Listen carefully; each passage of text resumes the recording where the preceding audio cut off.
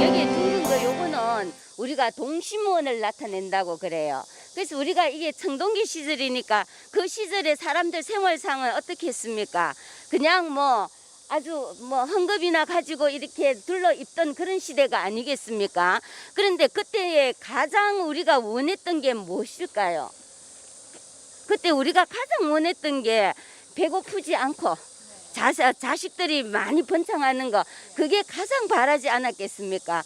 그래서 우리가 여기서 동심원은 하늘의 태양을 상징을 하고, 여기 금파형, 요런 금파형은 우리가 다른 신의 얼굴이다라고 이야기를 해요. 그래서 우리가 신면이다라고 이야기를 하는데, 그러면 배고프지 않고 자손을 많이 번창하려 그러면 우리가 맨날 어떻게 했습니까? 정화수를 떠놓고 빌었겠죠. 그래서 그 당시 청동기 시절 사람들도 여기서 그런 풍요와 다산을 빌던 재단이 아닐까라고 추정을 해볼 수가 있다라고 이야기를 합니다.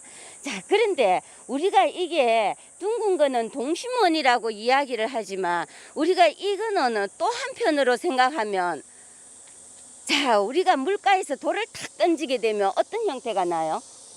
파장이 있는 게 이 동심원과 같죠. 그래서 우리가 이 동심원은 하늘의 태양을 의미를 하기도 하겠지만, 또 한편 우리가 많은 번창을 하기 위한 그런 바람이 아닐까라고도 해석을 할 수가 있다라고 합니다.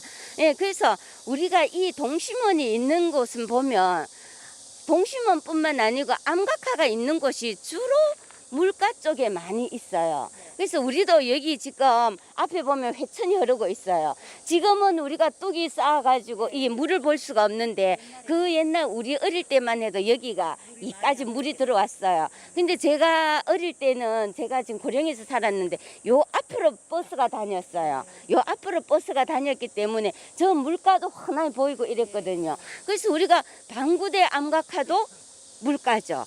그래서 우리가 암각화는 주로 물하고가 밀접한 관계가 있지 않을까라고도 생각해 볼 수가 있다라고 이야기를 합니다.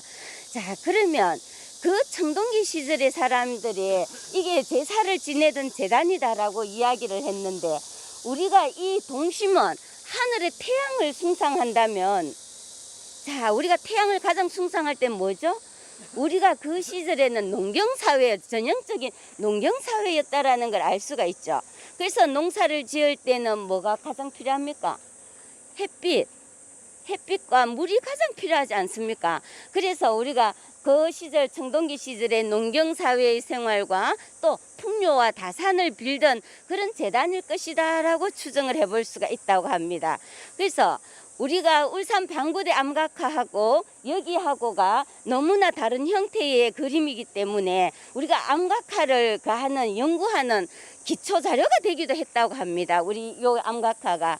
그래서 우리가 고령을 대표할 수 있는 암각화가 바로 여기 있다. 우리 고령만 대표할 수 있는 게 아니라 우리 암각화사에서도 가장 기초로 조사를 해볼 수 있는 게, 연구를 해볼 수 있는 게 바로 이 장길이 암각화다라고 이야기를 합니다. 자, 이렇게 원심령 형태가 네 군데나 이렇게 확인을 할 수가 있고요. 그리고 이런 형태는 우리가 청동기 시대 때 보면 손잡이, 또 돌검 손잡이의 형태가 되어 있기 때문에 금파형이라고 얘기를 하고요. 그리고 이렇게 신의 모습을 우리가 본 적이 없기 때문에 또 신의 얼굴의 형태가 아닌가 해서 신면화 이렇게도 부르고 있습니다. 그래서 어느 것이 정확하게 맞다 하는 것은 그 학자 간에 다 논란이 있기 때문에 이런 형태가 있구나 이렇게 보시면 되는데, 대체적으로 이런 건파형 형태는 그 포항에서 시작이 되었다고 보시면 됩니다. 그리고 포항에서 이렇게 강가에 이렇게 안각화가 많이 조성이 되기 때문에 경주의 그 금장대 밑에 아래쪽에 보도 이런 건파형, 이렇게 뚜렷하지는 않지만 그래도 건파 형태가 이렇게 나타나고요. 그리고 그 영천 쪽에서도 이런 그 건파형 형태의 모습을 보실 수가 있습니다. 그래서 여러 고령까지, 이렇게 포항에서 고령까지 이렇게 쭉 라인을 우리가 확인을 해볼 수가 있고요.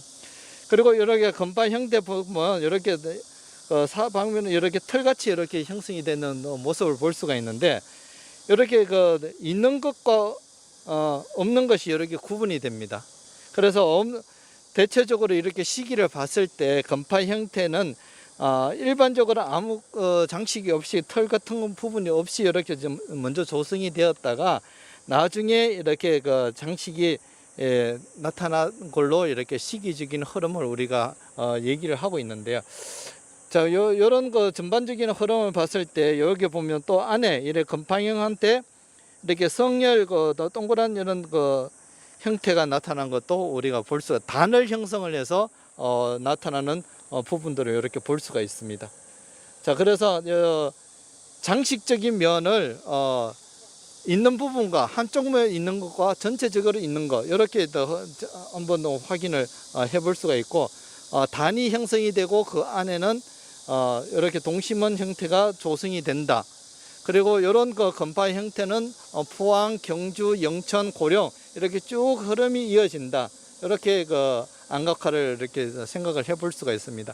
이렇게 대체적으로 안각화는 그 당시에 하나의 언어로도 문자가 없는 시대이기 때문에 하나의 언어로라고 생각을 할 수는 있겠지만, 그러나 하나의 이 바위의 그 신앙의 대상이고, 그리고 풍요와 다산의 의미, 적한 말해가지고 좋은 것은 받아들이고 나쁜 것은 맡겠다는 그런 그 의미로 생각을 해볼 수가 있는 것이 이 안각하다, 이렇게 보시면 될 것 같습니다. 자, 이렇게 지금 현재 이 지역에서 볼 수 있는 안각화의 그런 문양이 그나마 잘 뚜렷하게 나타나고 있기 때문에 굉장히 중요한 안각화의 모습입니다. 자, 이렇게 한번 전체적인 흐름을 정리해 봤습니다.